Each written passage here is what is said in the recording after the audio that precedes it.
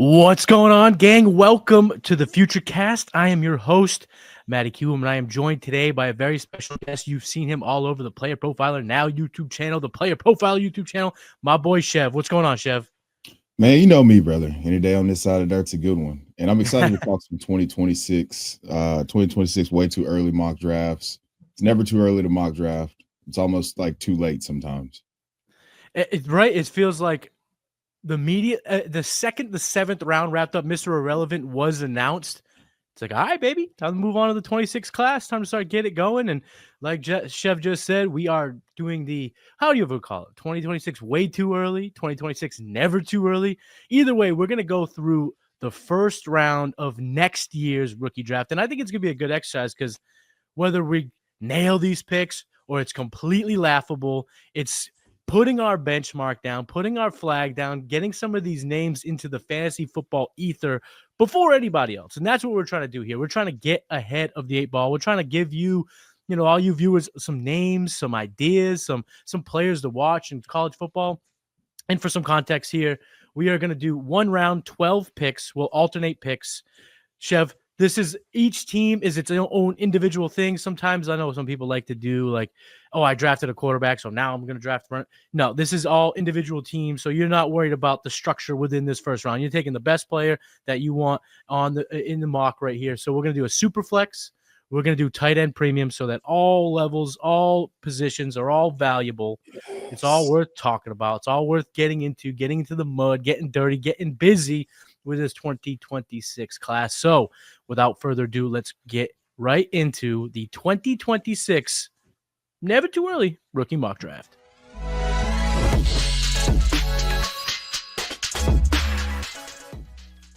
Here we go. So we got this customized draft board because, of course, Sleeper and nowhere else is in complete sicko mode, allowing for 26 mocks to be done. But we're going to do it. And since you're the guest, Chev, I'm going to let you get the first pick of this first round 2026 rookie mock.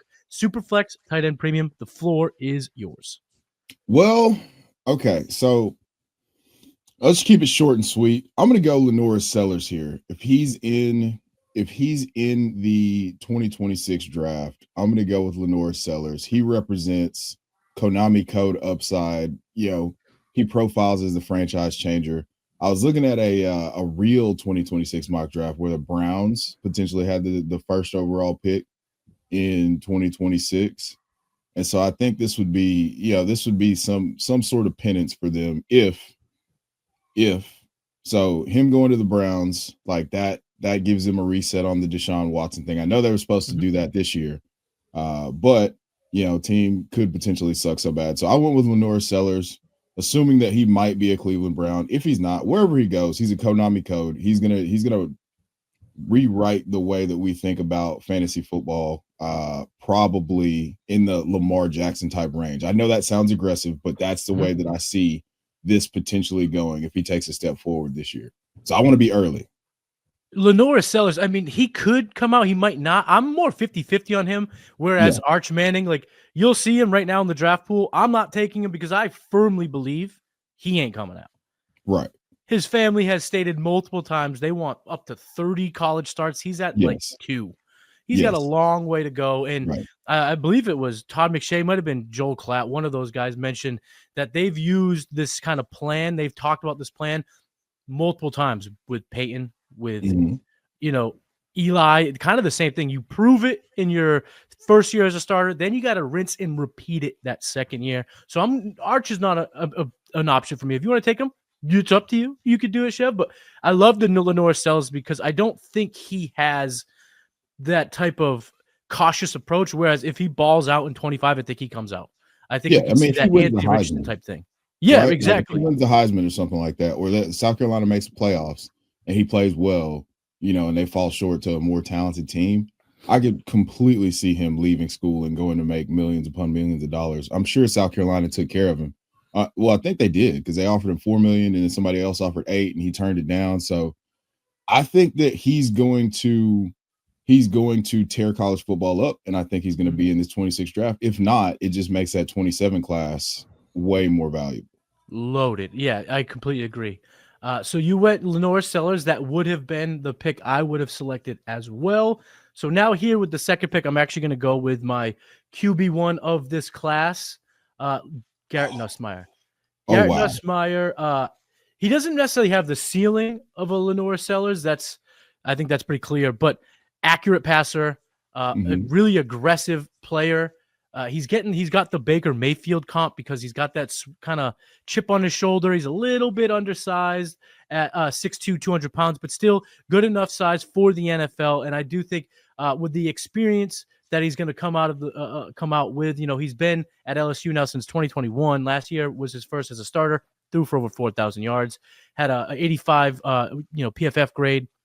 He was a great kind of boost to that offense. And a lot of people kind of thought he might have been the first QB off the board last year. So if he can replicate another 4,000 yard season, kind of shows that accuracy like he did last year, 64%, but his adjusted completion percentage looked a little bit better at that 71.4.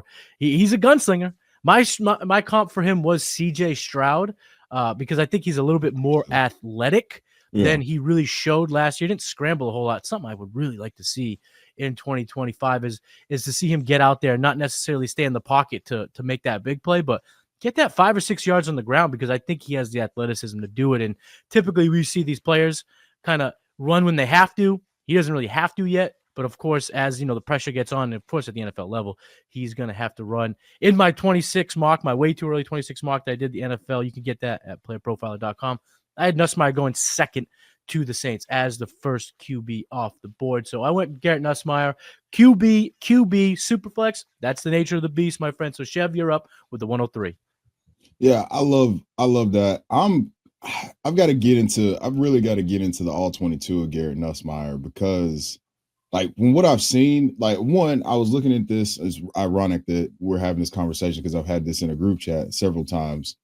I've been a Nussmeier hater, just one to troll one of my buddies, but because of the fact that he's so unpressured and when he just has to escape a little bit of pressure, it looks, I mean, one of my buddies compared him to Tony Romo, and now I can't unsee it.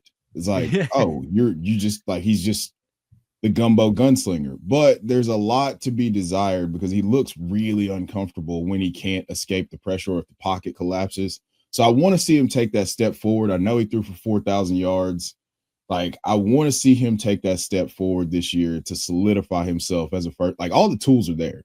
Full stop, no equivocations. He's a coach's son. He grew up being groomed to be an offensive mind, to understand the game at a deeper level than most kids his age. So I just want to see him take that step forward in terms of pressure and then really commanding the offense, for lack of a better term. And I mean, I feel perfectly fine with this pick. Yeah, he has. For me, Nussmeier has a good floor, and at this point of the season, I'm kind of looking at what he can do, what he can. But you're right, the pressure kind of gets to him, and if he goes to a team that doesn't have a good offensive line, it could be struggle city early on in the game. But here we are, quarterback. Are you gonna break the trend? Or are you gonna go another signal caller here? Oh, it's gross because I hate doing this, but I've got to go with another quarterback here. So a lot of people's number ones right now, Drew Aller. Toolsy, big, strong, like live arm.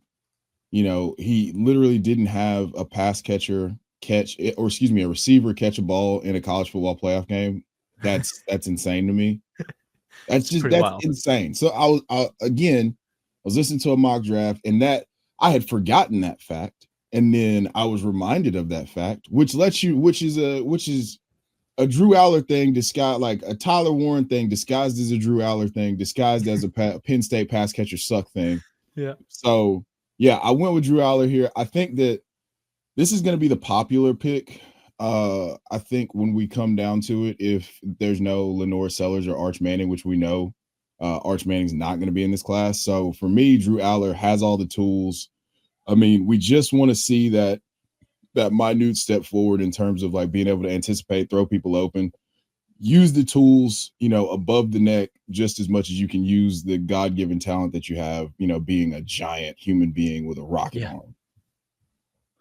And Drew Aller, I think a lot of people, he's very polarizing at this point because Yeah, the TD to interception ratios are absurd. But we all know last year or 2 years ago, at this point, he was handled with kid gloves. They really scaled it down so that he could excel in that type of game management type of role.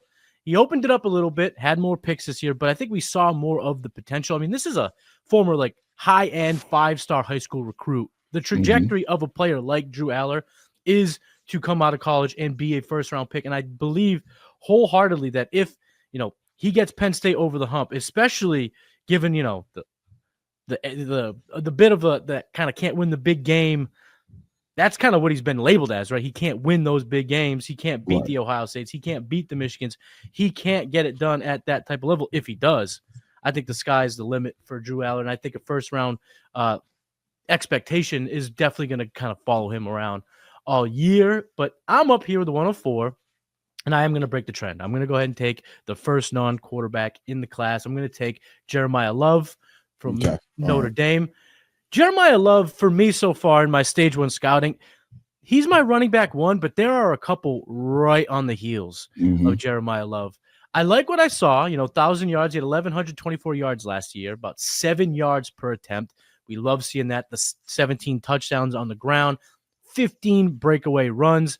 47 first downs. I mean, this guy was relied upon to be the workhorse for the Fighting Irish, and he absolutely excelled in that role.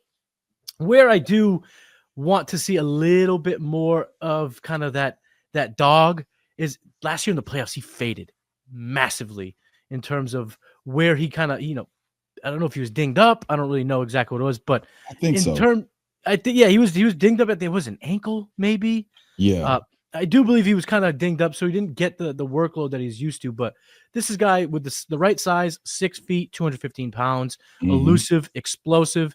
If he comes out and puts up, 1,500 rushing yards, he really takes that, next level.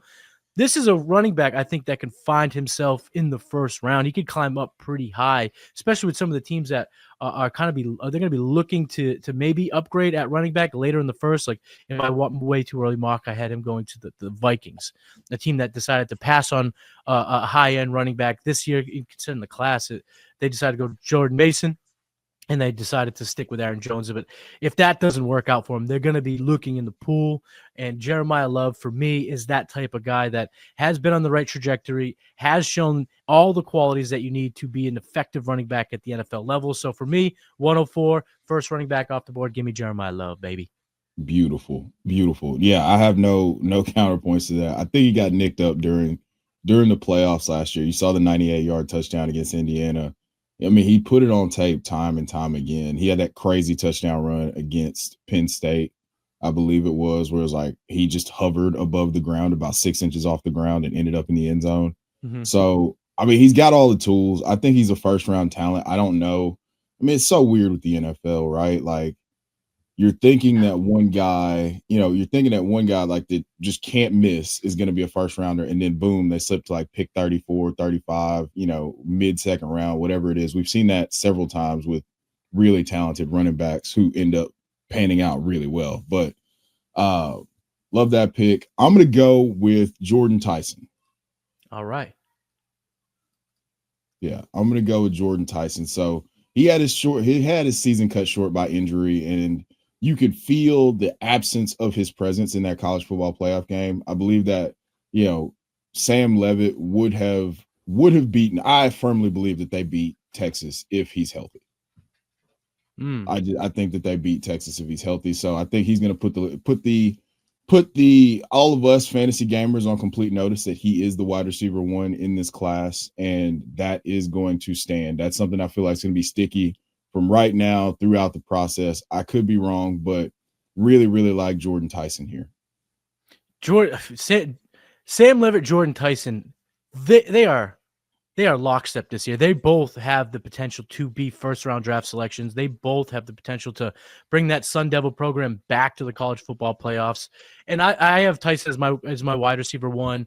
A lot of the echoes right now in terms of this, summer scouting approach has him ranked as the top wide receiver, admittedly, potentially looking like a softer wide receiver class, maybe not the best, looking like we wanted to load up on wide receivers in 24 and in 25. But Tyson he shows that inside outside ability, that modern day, that modern day alpha, archetype at the wide receiver position. So I think that was the smart pick here. Definitely my wide receiver 1 in the class as of right now. So now I'm up. I'm going to finish off here the first half of the first round. And I'm going to go back to the quarterback position. And it is super flex. This quarterback class, Chev, I mean, it has potential, right? There's a lot of potential. Yeah. A lot. No, so we get this class, and it's not the 24 class, right? It's definitely better than the 25 class. And, just in terms of an accumulation of talent top to bottom, what we're looking at right now. And obviously there's going to be guys who play their way into this conversation. It's June. We haven't had real football yet. So there's going to be guys that play their way into this conversation, but it just feels like a more complete group than we're looking at, than we were looking at in 25. So it gets people a little excited, and I'm with you. And so I'm gonna make this short and sweet. I'm gonna go Cade Klubnik from Clemson. Klubnik is a guy that, coming out of high school, Texas legend, talked about in the same breath as, the Bakers, the Kyler Murrays, that these legends at Texas, the high-end 6A state, the big-time program quarterbacks, went to Clemson, took a little time to get going. He's going to be going to his 4th year as a starter for the Tigers. Last year was his best, 3,642 passing yards, which was 10th most in college football. Graded out really well, 36 touchdowns to 6 interceptions. Could he be a game manager plus at the next level? I think so. My comp for him is Alex Smith, who did go 101 when he came out. Not necessarily the most tantalizing, exciting, but he's going to bring enough athleticism to be able to scramble. We see it in the tape.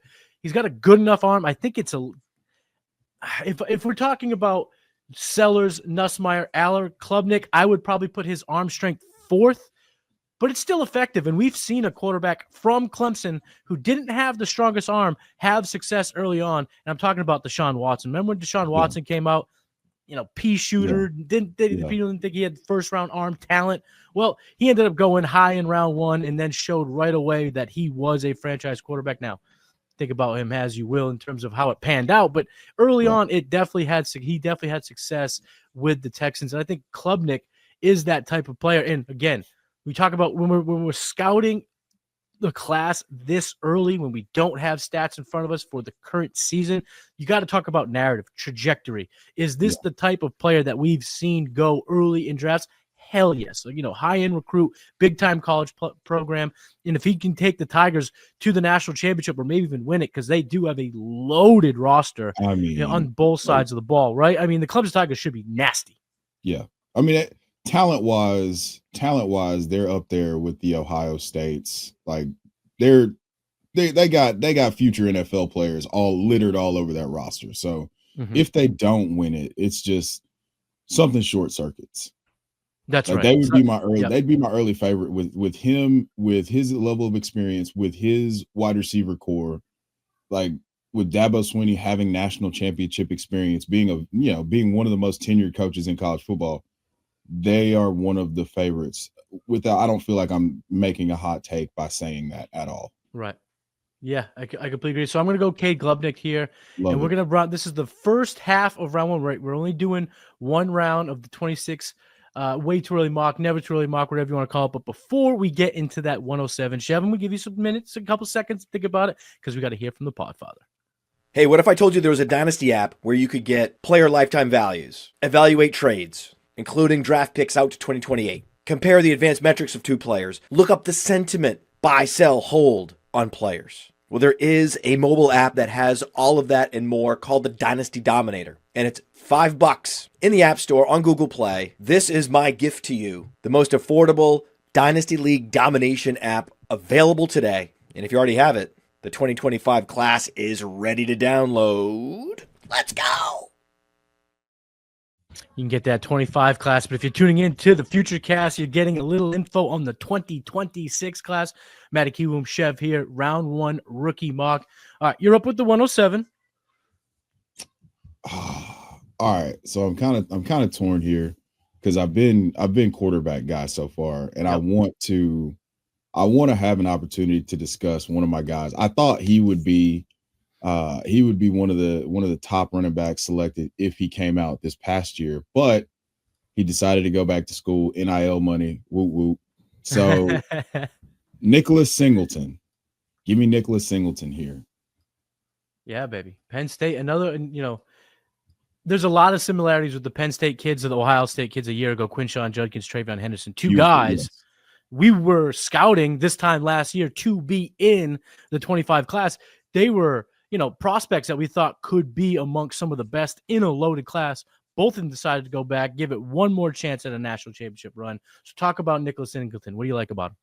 So, I mean, the size and the speed combination are the first two things that kind of stand out. So you hit the nail on the head. You're talking about two guys, him and Katron Allen, being this year's version of Quinshawn Judkins and Travion Henderson. I would take it a step further and go back to Nick Chubb and Sony Michel back in the UGA days. I think he has all the tools to be a day one starter as an NFL running back. He would be one of the most physically gifted. Now we've got to get some testing numbers, but the test is every time I see him on film, he pops. It looks impressive. He's a big man making cuts and running away from smaller guys, and that translates. I mean, he's going to put a DB into the walls of Jericho at the next level, and he's already doing it to college. He's doing it to college kids now. So this is a grown man. I feel like he's going to, unless something terrible happens, this is going to be a very productive NFL player for a very long time. He was some receiving chops too. I don't know if the numbers aren't necessarily like he doesn't pop in the way of that's a receiving guy, but when you watch the tape, and I watched a bunch of Penn State because we were already doing the summer scouting. We're doing the stage one scouting of Drew Aller and others on that roster. You see Nicholas Singleton make some pretty nice plays as a pass catcher. And when you pair that up with everything else you mentioned, I think Singleton he's going to absolutely be in the case for running back one off the board. I think Jeremiah Love's a consensus guy right now, but there are a couple nipping at the heels. And I mentioned it earlier. Absolutely. Nicholas Singleton is one of those players, especially if Penn State has a big year. I mean, a big year from Penn State means a lot for Drew Aller, Nicholas Singleton, Katron Allen, everyone else. So, I mean, there's a lot of opportunity there. I'm going to go with my guy. You went with your guy, Chev? I'm going to go with my guy. Stage one scouting favorite so far, Jonah Coleman from the University of Washington. I love it. This guy's tape is F-U-N fun. 5'9", 230 pounds, every bit of a wrecking ball, tough to bring down. You see it in his numbers. He's had 13 breakaway runs, and you pair that with the 17 that he put up in 23 at the University of Arizona. Arizona is one of my favorite colleges. I always watch them. So I was excited when he went to Washington. I thought it was a step up. He followed Fish over to Washington, and he now has 1,800 rushing yards over the last two seasons. He's graded out extremely well. 65 missed tackles forced last year. Mm-hmm. Absolute monster. And it's just, again, when you watch it on tape, it pops. He looks like a son of a bitch to bring down. Yes. And that's what I'm looking for at that next level. Those 65 missed tackles forced is top 12 in the nation last year. And people, don't forget Ginty, Harvey, Hampton, Judkins, Henderson. That class was loaded, and yet Coleman still emerged as one of the hardest tackles in college football last year. So I like Jonah Coleman. I think he's poised for another really good season at the University of Washington. I don't know if he gets to that round one level. I think right now I'd say he's probably more of a day two pick.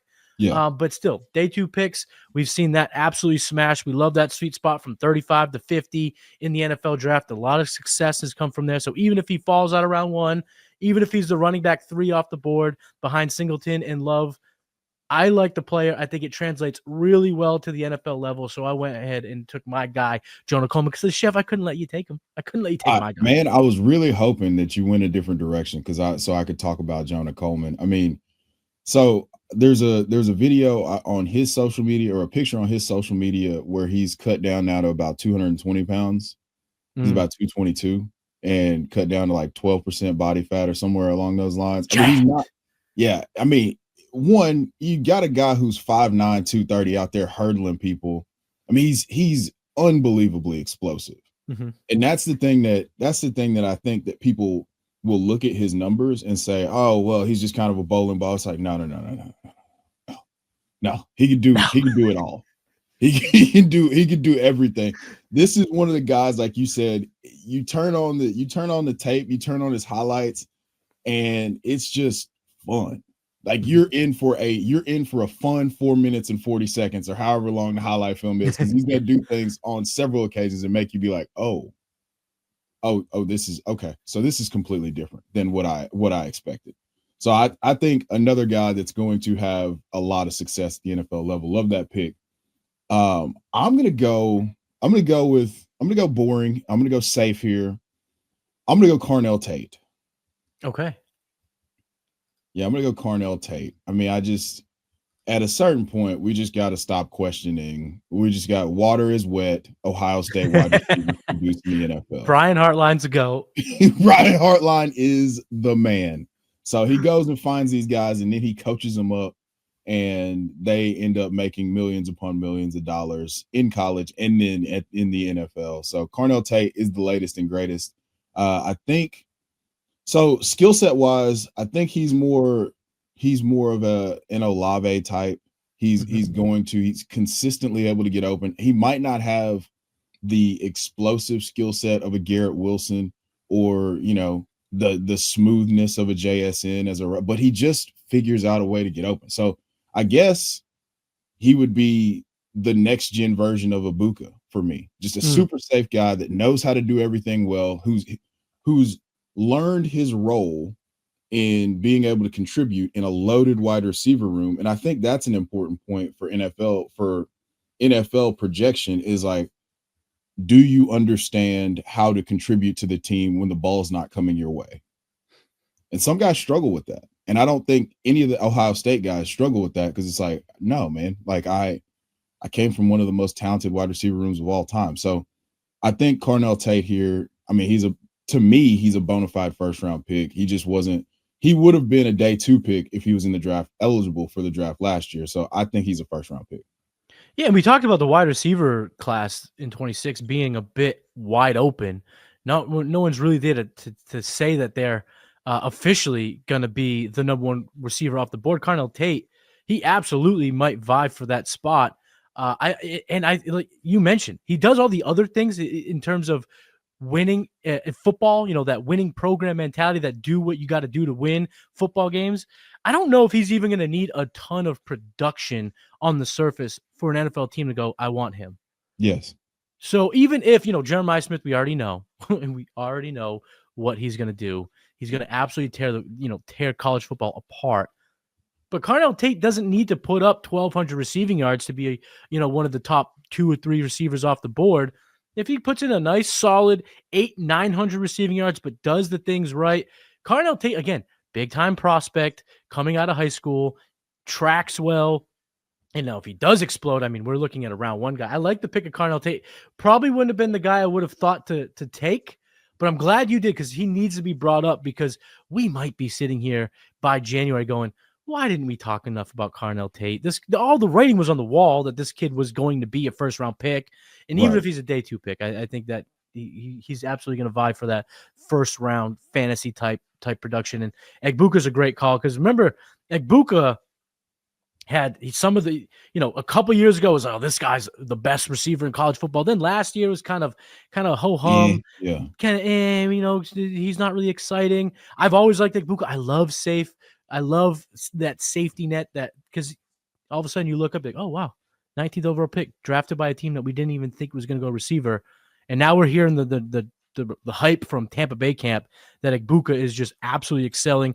Carnell Tate could be on a very similar trajectory. I like that pick. But we talk safety. Now, Chev, I'm going to go high-end projectability. This is somebody, when I watch him play, I believe he has the talent to be a top 40 pick at the NFL level. The numbers aren't quite there. There are some numbers in his analytical profile that do stick out in a positive way. But for me, I'm going to go with Denzel Boston, University of Washington wide receiver.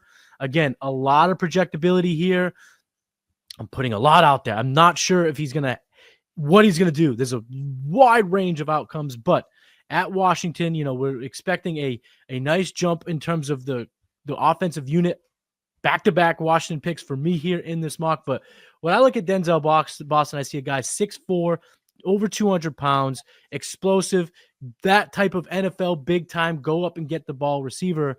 And one of the numbers that do pop out to me was his first down receptions. He was top 20 in college football last year at only 807 receiving yards. That means that when it was go time, when it was time to put up or shut up, they were looking at Denzel Boston. He was making plays. He's got a little bit of shimmy in his game, whereas when you put the ball in his hands, he can make people miss. The yak numbers at 326, again, doesn't necessarily pop in a massive way, but I'm projecting here that he takes another step. I'm projecting that we see 1,000 yards this year. We see him get 75, 80 catches. We see him be an alpha on an offense that I'm very, very excited to watch this year. So for me, I just wanted to take a shot. Want to talk about him a little bit early here. Again, the over 300 yards after catch isn't going to wow you. But, it's in that same range as Jeremiah Smith's, Luther Burden's, Pat Bryant's last year. These are names that we were excited about last year. We are definitely going to be excited about next year when it comes to Jeremiah Smith. So I think if he can do the same things that he did, but up it, he can continue to show it and really take that next step and put up big numbers. Denzel Boston is a guy I want to get out in front of, so I want to talk about him, taking him here at the 110. So now you're up, Chev. Your last pick of the mock. Where do you want to go? One more. Much pressure. There's so much pressure here because there's so many guys that I feel like. I mean, Concepcion transferring from NC State to Texas A&M. I feel like him and Marcel Reed are going to make noise. You got Nick Harbor's name on here. We all know what that represents if he can put it together. And then Zachariah Branch has been one of my favorites since I saw him early on at the University of USC. Yeah. He's gonna have a big chance this year. I mean, at Georgia, I don't know who's gonna be the number one pass catcher. If it's him, I like to call Zachariah Branch, but who are you gonna take? Who's I'm gonna go, and this is so kind of like your pick you just made. I'm gonna go a little bit off the beaten path. I feel like nobody's talking about him, but I've watched him enough in the broadcast to feel confident in making this selection. I'm going Eli Stowers. You son of you. I'm glad you did. I'm glad you take him. He was going to be my pick at the 112. See, you sniped me. And we got to talk about one tight end, right? We had to talk about at least one. It's tight end premium, right? That's what I'm saying. We got to talk one guy. So talk to me about Stowers, because I love that pick. Like I said, I had it locked and loaded for the 112. So to me, Eli Stowers represents what the NFL is moving towards as a collective, like big, strong, fast guys that are basically former receivers. If you've seen any content that I put out there on the Twitter Xverse for the last few months, I was blue in the face about Arondé Gadsden, and now he's popping off. So that's kind of my thought process with a guy like Eli Stowers. I mean, in that Bama game, they were running a lot of gimmicky stuff, shovel passes, stuff like that, and letting them catch and run in space. And I think that's where his bread is going to get buttered. No Diddy at the next level. I think that this is the next guy. We're not going to put anybody in that pantheon of, the Brock Bowers and then to a lesser extent, Tyler Warren, or if you really were a Colston Loveland guy. But I think this is the guy. I think he has a real shot to be the first tight end taken off the board this year. And I want to get ahead of it because I want to plant my flag early. Because I think Eli Stowers is one of them ones where we could be, he gets good draft capital. He's, an early day 2 pick, like an Elijah Arroyo. And then you immediately see his ability to catch and run and be a nightmare for safeties and linebackers translate to the next level. So yeah, Eli Stowers, that's my guy. I've taken him in a few Devy drafts that I'm in. And I think that he's going to translate to the next level pretty easily. I actually picked him in my way too early 26 mock, going first round of the Patriots. I'm a Patriots fan, coming here from Massachusetts. So obviously I love the Pats. Seeing them take a player like Stowers, I was very happy to make. I think this was a great call here, and I think your analysis on him is spot on. Two trends that we've seen over the last 3 years that I think is a massive deal in terms of projecting, future first-round picks, second-round picks, however you want to look at it. At the quarterback position and at the tight end position, experience and age has completely flipped over. Just 5 or so years ago, it was all about young breakouts. I want young breakouts. I want young players. I want, I don't even want them to even be able to drink legally if I could take them in the NFL draft. We've seen that completely flip on its head at those two positions, because why have a marinate for 2 years of their rookie deal when you could get a guy who has experience at tight end, a guy who's already developed, a guy who's been in football. He's kind of been through the ringer, and he's been that. And what I love about Stowers, again, you're gonna get to know this about me, Chev. I'm into the analytics, of course. At Player Profiler, we have the best website when it comes to analytics and advanced metrics. Absolutely. There's no one better than PlayerProfiler.com. But I still love me some bro science.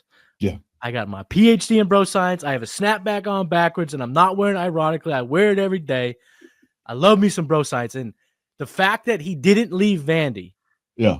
Because he could have gone to a bigger program. I mean, some of the other tight ends that could pop this year, Jack Endries, Max Clary, those guys, at OSU and Texas, they went to bigger programs. They went to, show off their skills at bigger programs. He decided to stay at Vandy, compete in the SEC with Diego Pavia. I love that. And I love the fact that, he's been in college 5 years. He's been at a couple programs already. The fact that he stayed put and is going to kind of etch it out and go out swinging with Vandy. I do love that. Love the pick with Eli Stowers. All right, so I got my last pick here. You went safety with Carnell Tate. I'm going to go with safety here too, but unlike Tate, I don't know if this guy gets the draft capital if he doesn't perform, but I do think this year he's poised to have a massive season. Elijah Surratt, Indiana. Okay. I like that a lot. Second year in the Hoosiers offense. And this year, I know Rourke was good, but Rourke, come to find out, the guy was playing on one leg. Yeah. All right. Give him all the credit in the world for doing that. But this year, they're bringing in Fernando Mendoza. Fernando Mendoza has a lot of potential in this offense with Cignetti, with the Hoosiers, a team that's going to look to get back to the playoffs. And Surratt is going to be the number one pass catcher. He can play in the slot. He can play out wide. We've seen him, take a number of, he has no problem going inside the slot if needed multiple times, taking up to 10 snaps in the slot on any given basis, but still the size, 6'2", 210. Yeah. And he's going to come out with experience. He went to, this is his third program, St. Francis, the James Madison, the Indiana, and last year at 957 yards. Again, good numbers. I think this year he could have big time numbers. See that slot number go up to maybe 15, 18% from the 12% it was last year, and really attack in multiple parts of the field. I think he has that potential to be a round one pick. His yards per route one, 2.76, puts him in the top 25 in college football. That's a metric I always gravitate towards. Back-to-back seasons with over 300 yards after catch. Again, we're not talking about the biggest numbers, but good enough, hits that benchmark to be successful at the next level. 18.1 yards per reception, so he can attack the ball, he can attack downfield. He shows a lot of the traits that I like from a receiver, and I do believe that with another big year, 1,000 to 1,200 yards receiving in this offense that looks to be better, I think Surratt could be a sleeper pick to be a round one NFL pick, and if he is, he's got to be taken in the round one of the rookie mock. So give me Elijah Surratt here. Love that. I did some cursory scouting of Elijah Surratt during the season. We were just trying to find, NFL, like players that popped off that we could talk about on the Player Profiler Twitter, the Player Profiler Now Twitter. I did a college football watch. So I've gotten into some of his film, and then watching him, there's a lot of Jalen Coker to his game. And I love Jalen Coker. And I think that's where, like being a big power slot, you alluded to his slot snap percentage. I think that's where he translates immediately. But he is really, like, he's physical. He's physical at the top of his breaks. He's great at the catch point. I think that this works out pretty well if he just stays healthy and Fernando Mendoza hits the way that we need him to hit. I agree. I completely agree with that. All right. So we've got the first round. Let's do a quick recap. Superflex 12-team tight end premium. Lenore Sellers, quarterback from South Carolina, goes 101. Garrett Nussmeier, quarterback from LSU, goes with the 102. Drew Aller, big-bodied, big arm, big potential quarterback from Penn State, goes with 103. Jeremiah Love, running back from Notre Dame. Wide receiver Jordan Tyson from Arizona State goes with the 105. Cade Klubnik, another quarterback from Clemson, goes with the 106. 107, Nicholas Singleton, running back from Penn State. 108, Jonah Coleman from the University of Washington. 109, wide receiver Carnell Tate from the Ohio State University. The 110 is Denzel Boston, wide receiver from Washington. 111, and the only tight end brought up and drafted in this way too early rookie mock is Eli Stowers from Vanderbilt. And then wide receiver Elijah Surratt from Indiana goes with the 112. So there you have it. But before we get out of here, Chev, give us a player that wasn't drafted that you want to talk about. Someone that you can't, you just don't, it doesn't feel right that he wasn't brought up, wasn't drafted here. Who's that player for you here? Oh, the guy that we didn't really talk about at all that I feel like is going to shock a lot of people this year is Mekhi Hughes. Yeah, Mekhi Hughes transferring from Tulane to Oregon. Tulane to Oregon. That, he's going to be an easy button in that offense for Dante Moore. I mean, they've got DeCorian Moore there. I think that this kind of flew under the radar because he was impressive at Tulane last year. Mm-hmm. And now he's stepping up. He's going to play against Big Ten competition.